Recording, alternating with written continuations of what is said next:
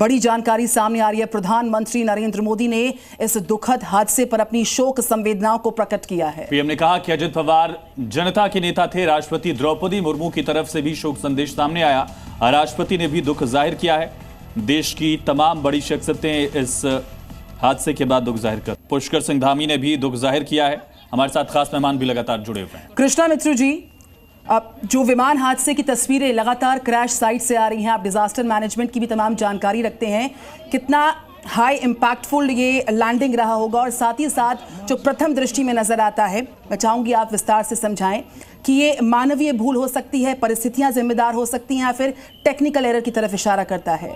आपका अनुभव क्या साझा करता है? देखिए, सबसे पहले तो मैं ये कहूँगा कि इस स्टेज पे कुछ भी कहना शायद गलत हो, लेकिन जैसा कि दिखता है ये एक क्लियर केस है अंडरशूट ऑफ रनवे, जिसको हम कहते हैं, क्योंकि रनवे से कोई 4 किलोमीटर पहले ये प्लेन क्रैश हुआ है।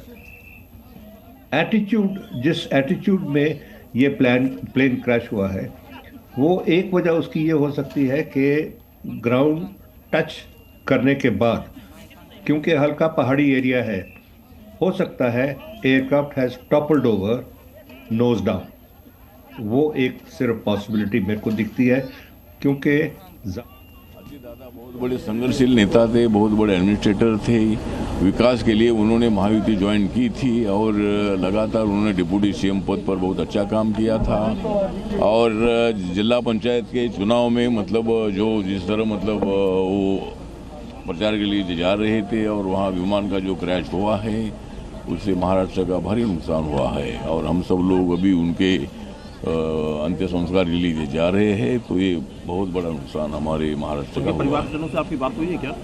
नहीं, अभी तो बात नहीं हुई। अभी तो परिवार तो अभी जिनकी सुमित्रा पवार और सुप्रिया सुले मतलब वहाँ जा रहे हैं, हम भी जा रहे हैं। तो मतलब ये बहुत बड़ा नुकसान हुआ है और एक बहुत ही अच्छे नेता को हमने खो दिया है।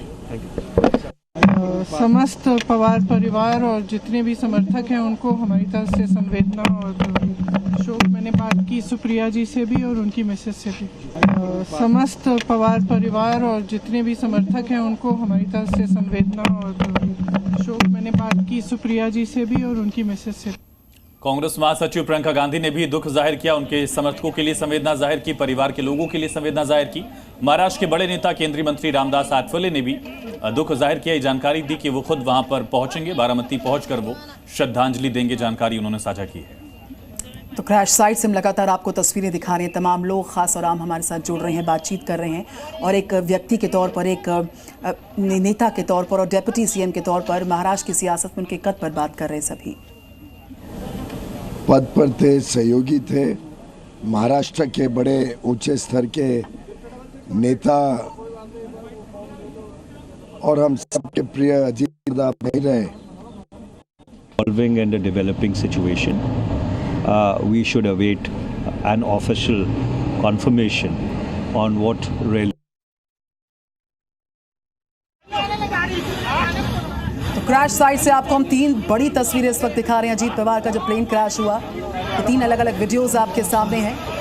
जो अगला हिस्सा है वो पूरी तरह से शत विक्षत हो गया और जो टेल कही जाती है वो बाकी रह गई। और सुबह 8:10 पर मुंबई से रवानगी हुई थी इस प्लेन की और 8:45 पर बारामती में ये बड़ा क्रैश हुआ, जिसमें डेप्यूटी सीएम अजीत पवार की आकस्मिक मौत हो गई है। 2 पायलट्स की मौत हो गई है। कुल मिलाकर 5 लोग इस प्लेन में सवार थे। एक अटेंडेंट की मौत हो गई है।